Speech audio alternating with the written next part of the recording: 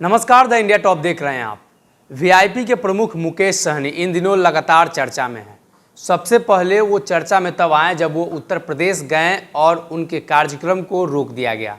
ये मामला काफ़ी आगे बढ़ा था और मुकेश सहनी ने सीधा बीजेपी सहित एनडीए गठबंधन दल के सभी पार्टियों को अल्टीमेटम दे दिया था।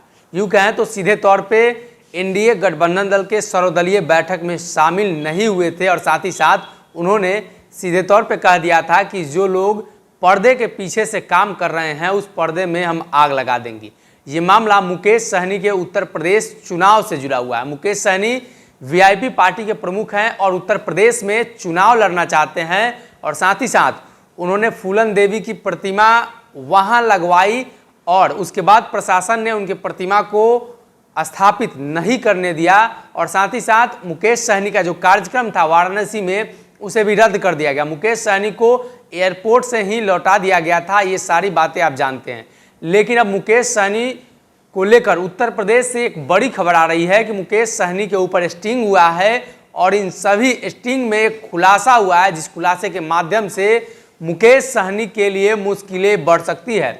मुकेश सहनी के पार्टी के नेता हैं आनंद मधुकर और उन्होंने बयान जारी करते हुए प्रेस से बातचीत करते हुए इस बात का जिक्र किया है कि मुकेश सहनी के ऊपर स्टिंग हुआ है जिसमें यह खुलासा हुआ है कि मुकेश सहनी को जान का खतरा है। सीधे तौर पे कहें तो उत्तर प्रदेश में मुकेश सहनी को सुरक्षा मुहैया कराई जाए, जिसको लेकर उन्होंने प्रधानमंत्री नरेंद्र मोदी, योगी आदित्यनाथ सहित कई नेताओं को इस बात की चर्चा की है और साथ ही साथ पत्र भी लिखा है। बताया है कि मुकेश सहनी उत्तर प्रदेश में चुनाव लड़ना चाहते हैं, उत्तर प्रदेश में वो सक्रिय हैं और उत्तर प्रदेश में ही उनकी जान को खतरा है।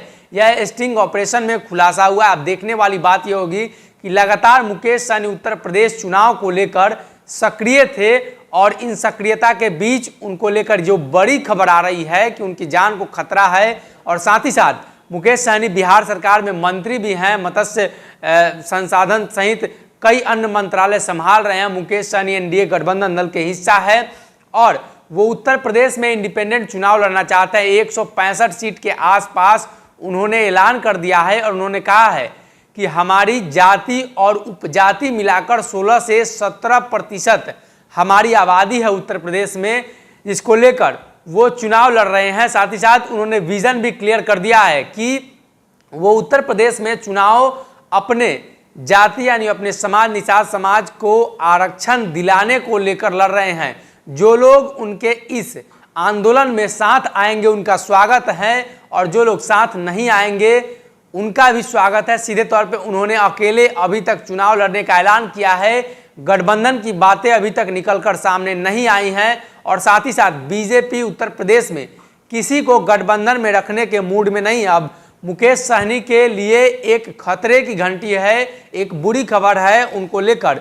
जो स्टिंग ऑपरेशन हुआ, इन तमाम खबरों के लिए मुकेश सहनी सहित कई नेता अभी भी आशंकित है। ये खबर जानने के बाद मुकेश सहनी के लिए जो स्टिंग हुआ है उन सभी स्टिंग में ये बात का खुलासा हो गया है और मुकेश सहनी के पार्टी के नेताओं ने इस बात का जिक्र भी कर दिया। अब देखने वाली बात यह होगी कि केंद्र सरकार से जब मुकेश सहनी के लिए सुरक्षा मुहैया कराई जाने की मांग की गई है, उत्तर प्रदेश में योगी सरकार से भी सुरक्षा दिए जाने की मांग की गई है, तो देखने वाली बात यह होगी क्या उनको सुरक्षा मिल पाता है या नहीं।